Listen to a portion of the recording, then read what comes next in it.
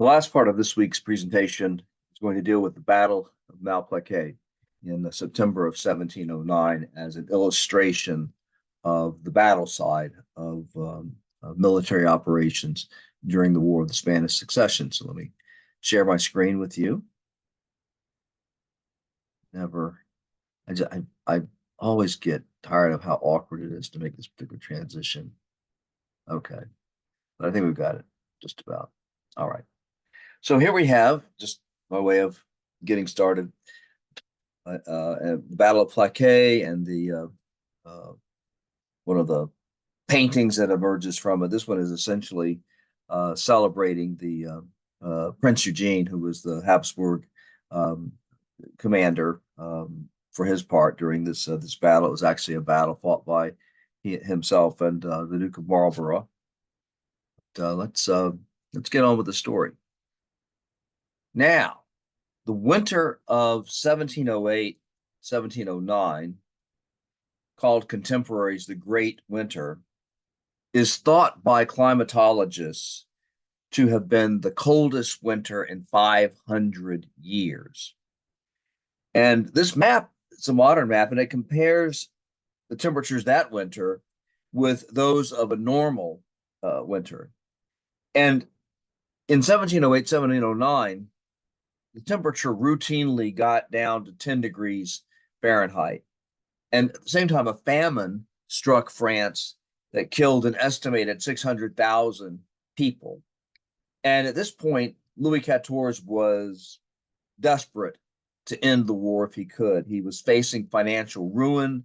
And on top of everything else, military operations were stalemated. He was having problems with serious domestic problems because of the famine in his country, and he sought to negotiate a deal, of which the central feature was that he was willing to place the Archduke Charles on the throne instead of his grandson Philip Anjou, who had become in the meantime Philip III of Spain. And the Allies were like, "That's cool, but your grandson's not going to leave the throne of his own accord. He's been king there now since what 1700, and he's not going to go willingly. So we want you to send French troops to make him leave the throne." Well, this was not something that Louis XIV was prepared to do, and so he refused, and the war continued. Now, as the Allies contemplated what to do in 1709, when spring came, there was some initial disagreement. That's typical when you're dealing with alliances. Everybody has their own interests, everybody has their own ideas. It takes a while to get everybody on the same page. Sometimes that doesn't happen. But eventually, the Duke of Marlborough and Prince Eugene of the Habsburg monarchy, they got along really well. Both of them had the same temperament. Both of them had a kind of an affinity. They were oriented toward fighting battles when they could, and so what they decided to do was to besiege two cities. First, the fortress city of Tournai, followed by the fortress city of Mons. Now, the fortress city of Tournai is not that difficult to spot. If you go to Lille, I'm going to use my little cursor here. There's Lille. You go straight east, that's Tournai. And then down here is Mons, but that's so small, I'm going to show you that on a different slide. Okay. And the idea was that if you could take these two fortress cities, it would really open up the way into France. So you'd have Lille, you'd have Tournai, you'd have Mons, and that's that would be plenty to get into the heart of France. Now, Marlborough directed the siege of Tournai and naturally commissioned John Wooton some years later to paint a canvas to commemorate his success in capturing this fortress city. But the siege of Tournai began in late June 1709 and continued for 2 months. And so by the time that the fortress city surrendered, it was already early September, so edging toward autumn. And during the siege, Marlborough lost 5,500 men out of an army of 50,000 men that he commanded. So a loss rate of 5.5% just for that siege. Now, the next move that they wanted to make, that Marlborough and Prince Eugene wanted to make was toward the city of Mons, which it didn't take the French very long to figure out. Now, the commander of the French army at this point is the guy on the left. We'll just call him the Duc de Villars. And Marshal Boufflers, although he was actually superior in rank or superior, had seniority over the Duc de Villars, just asked to come along on the campaign. And Villars made him his second in command. Now, again, the Allies' next move was to besiege Mons, located in the Spanish Netherlands, just across the border from France. It's pretty small on this particular map, so I've greatly enlarged its size so that you can easily spot its location. Now, after the loss of Tournai, Louis, enraged by that loss, ordered Villars to do whatever he thought necessary to prevent the loss of Mons. He said, and I quote here, he says, should Mons follow the fate of Tournai, our case is undone. You are by every means to relieve the garrison. The cost is not to be considered. The salvation of France is at stake. He kind of lost it at this point. Well, Villars dutifully advanced toward Mons with an army of 75,000 men, hoping to get there before the siege could begin. But he found, as he sort of neared the area, he found that the siege of Mons had already begun on September 6th. He therefore took up a position close enough to the Allied army that the Allies could not afford to let him remain there. And he was confident then that the Allies would attack him.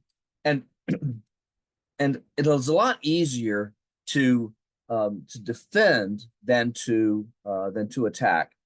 And so he liked his chances of a defensive victory. So he took up a good defensive position just north of the little village, really just a wide spot in the road called Malplaquet, and that's just south of Mons.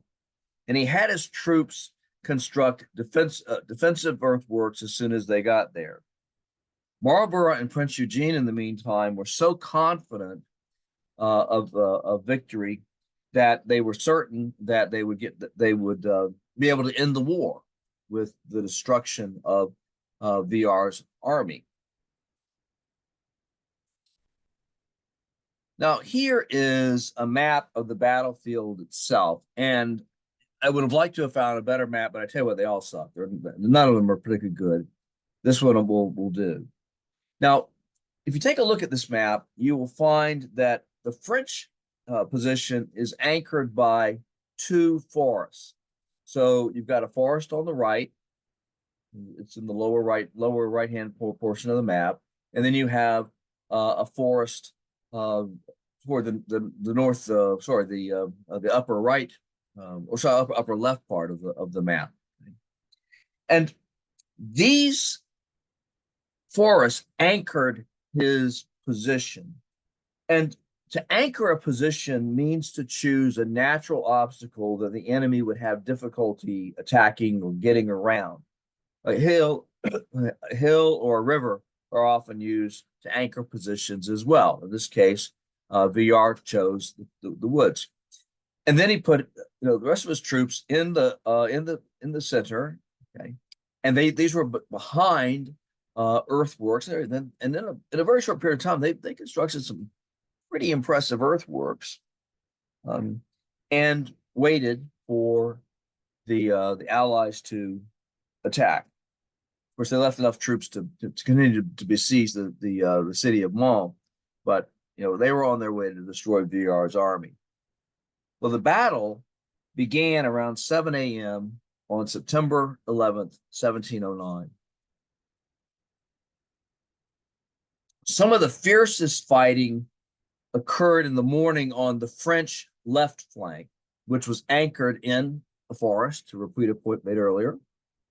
The Allies attacked several times without immediate success, but when reinforcements came up, they eventually drove the French from the forest, but not without heavy losses.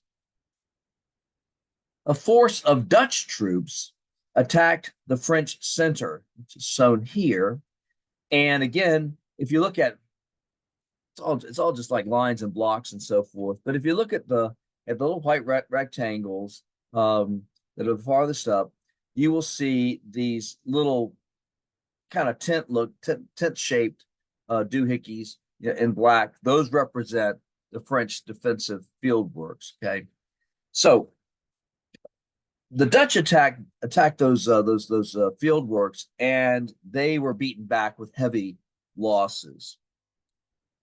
Eventually, however, they did breach the French line. And this painting, shows the Dutch commander, the Duke of Orange, the heir apparent to the Dutch Republic, holding a banner atop the captured earthworks. And as with all paintings of war during this period, and even down to this day, if you go look at Civil War prints, it's a kind of a war is pretty sort of a thing. But there we have now at this point the Dutch and thereby the Allied army have at least breached the French earthworks, and eventually enemy Allied cavalry did pierce the French defenses in the center. And then French cavalry counterattacked, which is evidently the moment that this painting commemorating Prince Eugene depicts. And if you look at Prince Eugene, he's in the lower left corner of the painting on the white horse that sort of calls your attention to him. Okay, and I kind of did a detail of the painting on the right hand side. To show greater detail, just the kind of the ferocity of this cavalry battle. This is a painting by a guy who never saw a cavalry battle, but this is his idea of what it looked like, and and they're going at it pretty ferociously. Fair enough. The battle was essentially over by 3 p.m. So it started at 7 a.m., 5 hours till noon. 3 hours till 3 p.m., so an 8-hour battle. Villars' army at that point withdrew in good order. And the Allied army, it turned out, had taken too many casualties to pursue. So Villars got away clean. Well, the Allied troops entered the abandoned French positions. And here's another painting commissioned by Marlborough, to commemorate, one of his victories. I had an ego, but it's like what they got a few cannon, they got the earthworks and so forth. No big deal. There's Marlborough. If you go to the left hand side of the canvas, there he is showing up for no particular reason.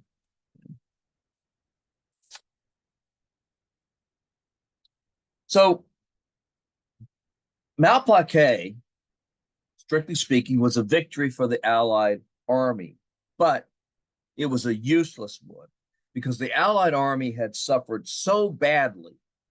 1 out of every 4 soldiers was now dead or wounded, that beyond completing the siege of Mons, which surrendered on October 23rd, the Allies could do nothing to capitalize on their victory at Malplaquet. Such a victory is called a Pyrrhic victory, named for a general who won a victory against Rome, but with such heavy losses that it was tantamount to a defeat. And Villars understood this very well. He sent a dispatch to Louis XIV saying, "If God grants us the grace to lose such a battle again, your majesty can count on all of his enemies being destroyed." Not too far from the truth. Malplaquet was the bloodiest battle of Louis XIV's entire reign, and one of the bloodiest of the entire age of limited war. And it vividly illustrates John Lynn's point about the futility of winning the war through battle. The War of the Spanish Succession was indeed war as process, just as he maintains.